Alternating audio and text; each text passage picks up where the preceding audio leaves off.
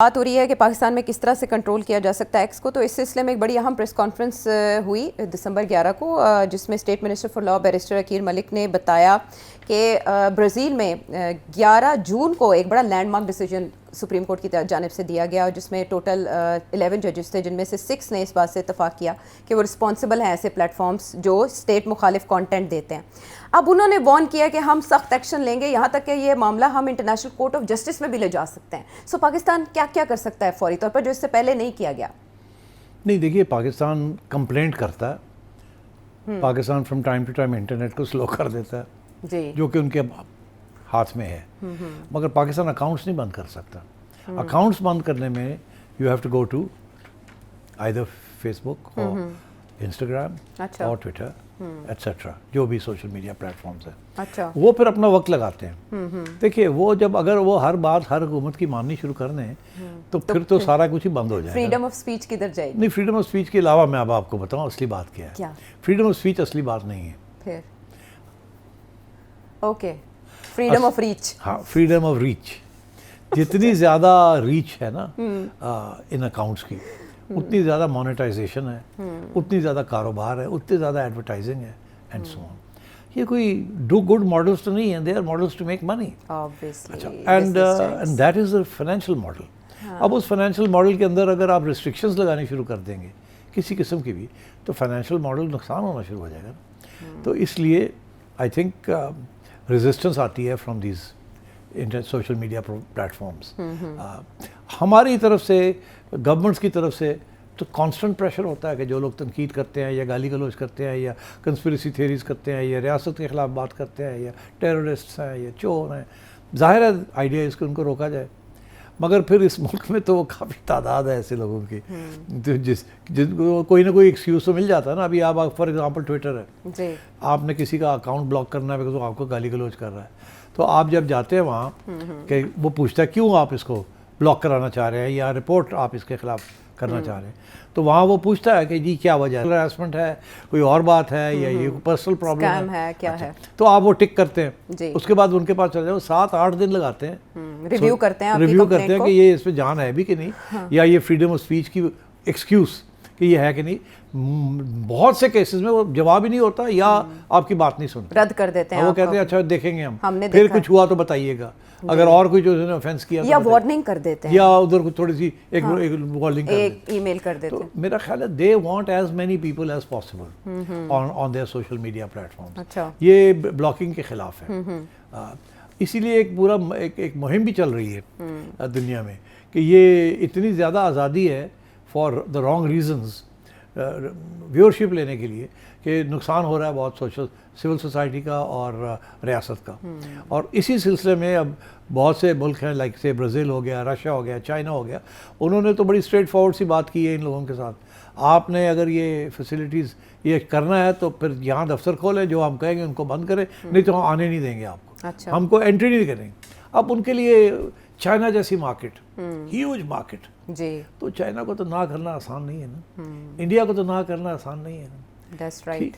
Europe में ना करना आसान नहीं है ना, बिकॉज जो ज़्यादा मोनेटाइजेशन है वो इन्हीं जगह पे है ना, जितनी ज़्यादा अमीर एक सोसाइटी है, वहाँ जितने ज़्यादा सब्सक्राइबर्स हैं वहाँ ज़्यादा पैसा बनता है कंपनीज का और एडवर्टाइजर्स का और बिजनेस का।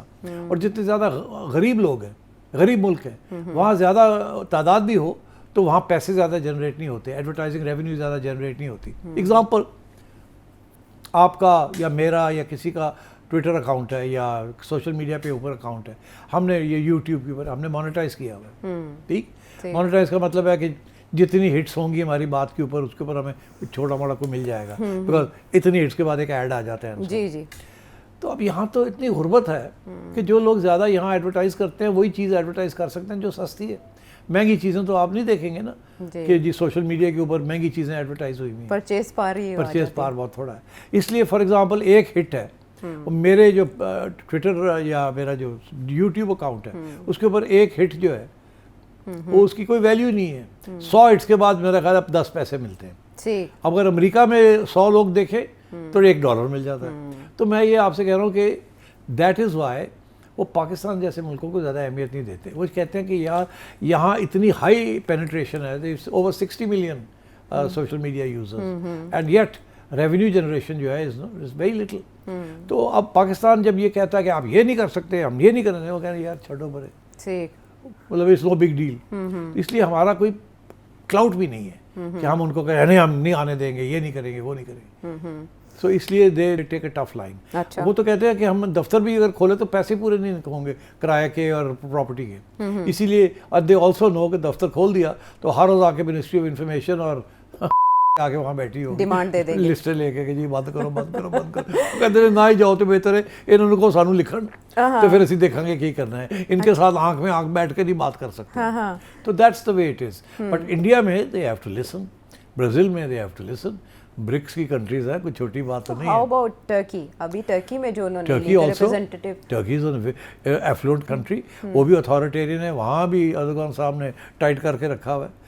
तो मगर हम कंपेयर नहीं कर सकते अपने आप को विद दोज कंट्रीज, वहाँ उनकी बात मान लेते हैं ये। अच्छा। हमारी बात इतनी आसानी से ये नहीं मानेंगे। तो ये जो धमकी है कि अगर आपने ना अमल किया हमारे कहने पर तो हम ब्राज़ील का मॉडल यहाँ अप्लाई कर सकते हैं, ये मुमकिन है? नहीं, ये करने को तो चाहे तो कर सकते हैं, मगर बात ये है कि उसके लिए दो हाथ से ताली बजती है ना। अच्छा। ब्राज़ील का मॉडल जो है सोशल मीडिया प्लेटफॉर्म से एक्सेप्ट कर लिए कि ठीक है जी, हम दफ्तर भी खोल देते हैं, जो आप कहेंगे हम कर लेंगे। अच्छा, तो यहाँ दफ्तर खुल जाएगा? नहीं, आपने कहा कि वो तो फरमाइश लेकर पहुंचे अभी होंगे, कोई तो दफ्तर यहाँ नहीं खुलेगा और ये बात ऐसे ही चलेगी। और यहाँ से ही ये बेसिकली इन्होंने जो पीका शिका जो लॉज बनाए हैं वो इसीलिए बनाए हैं कि अगर ये ट्विटर शिटर ब्लॉक नहीं करते तो वैसे थोड़ा बहुत खौफ शौफ फैला के तो काम चला। व्हाट अबाउट कि दोबारा बैन जैसे पहले एक बार हुआ तो उसका क्या रिजल्ट निकला? कोई बड़ी हमने रेजिस्टेंस तो नहीं देखी? वो देखिए उसके साथ एक तरफ तो आप कारोबार भी करना चाहते हैं ना, इट्स सोशल मीडिया तो अपनी जगह पे, but the internet is a vehicle for business now,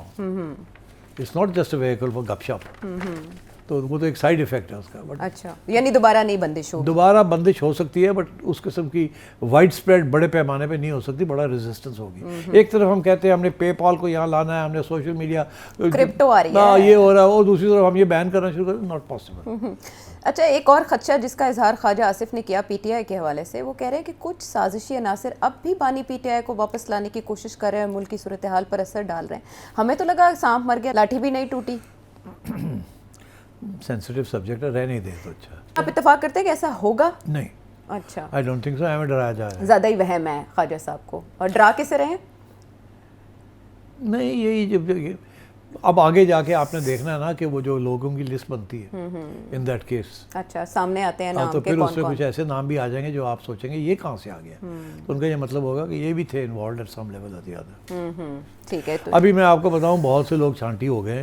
अच्छा। और उनकी खबरें यहाँ नहीं आई, बस काफ़ी होगी बात। इनकी खबरें यहाँ मीडिया में नहीं आई। हाँ। लेकिन वैसे घूम रही हैं। नहीं, घूम नहीं रही, बहुत से लोग छांटी हो गए। अब समझ जाओ ना यार, क्या हो गया तुम्हें? मैं चाह रही थी कि व्यूअर्स भी समझ जाए।